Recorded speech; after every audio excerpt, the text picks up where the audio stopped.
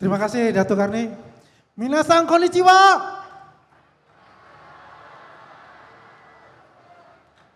Saya sangat terhormat sekali bisa hadir di kampus perjuangan reformasi Trisakti. Tepuk tangan semua. Luar biasa Pak Rektor, Datuk Karni, semua narasumber. Hari ini kita membicarakan tentang 80 tahun Indonesia Merdeka, sudah merdekakah kita untuk bersuara. Kalau kita bandingkan zaman Orde Lama, Orde Baru dan sekarang, ini ada andil dari Sivitas Universitas Trisakti sehingga kita bebas untuk bersuara. Bapak-bapak, ibu-ibu serta saudara-saudara sekalian, adik-adikku, mahasiswa baru Trisakti. Kalau kita perhatikan bagaimana sekarang kita semua bebas bersuara baik di offline maupun di online. Semua bebas bersuara, semua bebas berekspresi.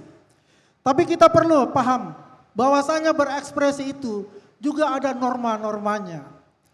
Kita ingat sekitar 3 bulan yang lalu kita digegerkan oleh seorang mahasiswa, ya, saya tidak sebutkan universitasnya, membuat suatu meme yang luar biasa mengguncangkan, ya, mengguncangkan dunia online. Dan itu menjadi perbincangan. Apakah begitu Gen Z, mahasiswa-mahasiswa Indonesia mengekspresikan jiwa kebebasannya untuk bisa mengolok-olok, ya, membuat sesuatu yang mungkin itu akan menyakiti orang yang dibuat olok-olok itu. Apalagi yang dibuat olok-olok itu adalah kepala negara. Disinilah batas-batas dari norma-norma berekspresi itu, norma-norma bersuara itu kita harus pikirkan juga. Ketika kita melakukan sesuatu, membuat sesuatu, kita harus pikirkan apa dampaknya kepada orang itu, apa dampaknya kepada masyarakat. Yang jelas, kita akan menentang semua hal yang akan membungkam ekspresi kita dalam menyuarakan kebenaran. Setuju? Jadi, seorang mahasiswa, seluruh masyarakat Indonesia, bijaklah untuk berekspresi. Bijaklah untuk membuat sesuatu yang mungkin itu akan memberikan pelajaran, akan membangkitkan, akan memotivasi saudara-saudara semua untuk bisa menjadi seseorang yang bertanggung jawab di kemudian hari. Datuk Karni, terima kasih sekali, saya sangat kembali lagi jiwa aktivis saya muncul di sini.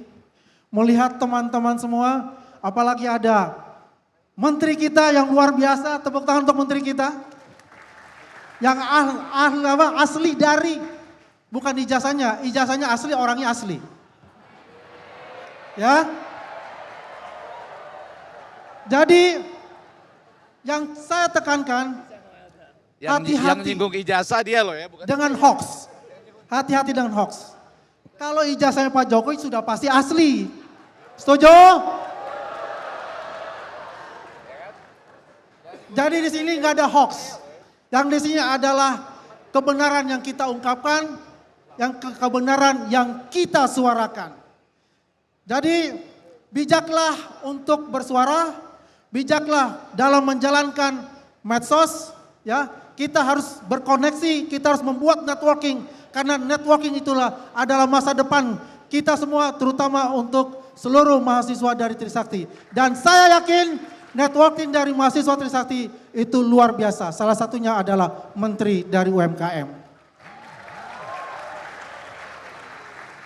Bapak-bapak, ibu-ibu, saudara-saudara sekalian, serta narasumber, saya tidak berpanjang lebar, ya. Itu saja dari saya. Terima kasih Datuk Karni.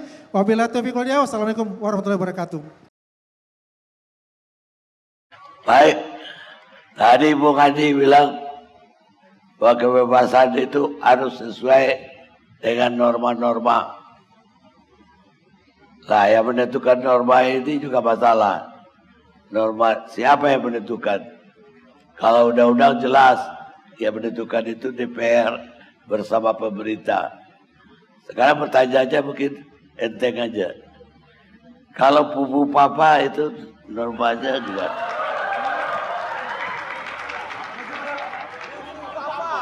Kalau Pupu Fafa, ya, itu kita tanyakan Roy Suryo. Karena yang pertama mengatakan Pupu Fafa itu adalah Roy Suryo. Dan itu tidak dibuktikan, tidak terbukti dimajukan pengadilan pun tidak. Karena itu adalah salah satu ya bagaimana bisa mempengaruhi opini publik.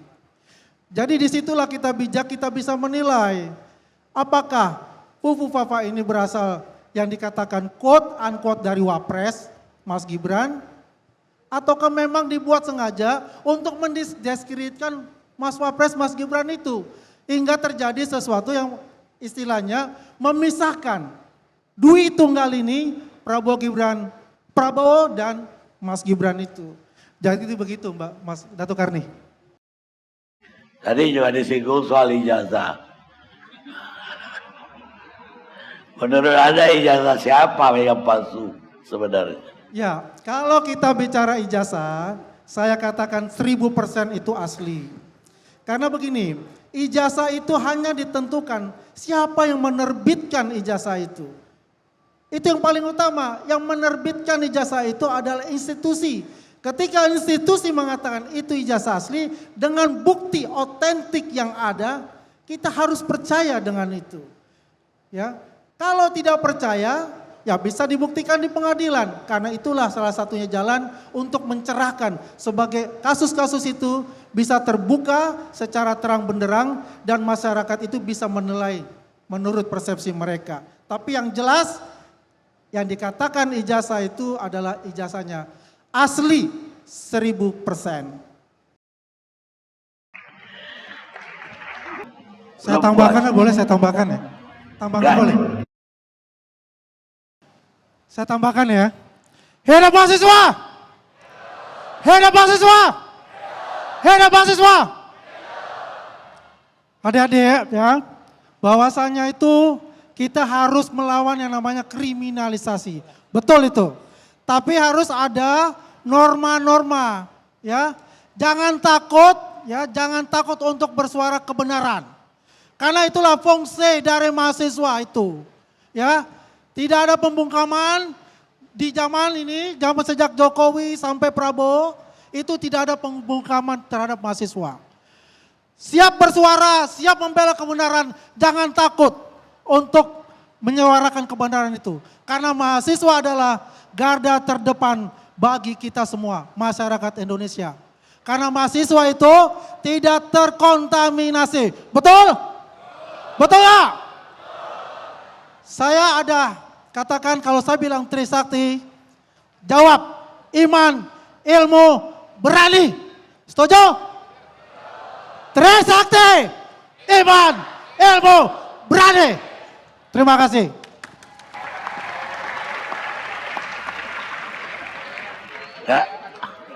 Enggak, Adi Azwan mau mengalahkan Maman.